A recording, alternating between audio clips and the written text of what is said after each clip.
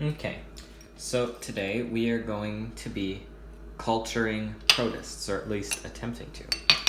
So to do this, you need a container to do so. You need some spring water, pond water, aquarium water, and then you need something to set up the food chain. So here we have some barley grains. So just fill it up with the water.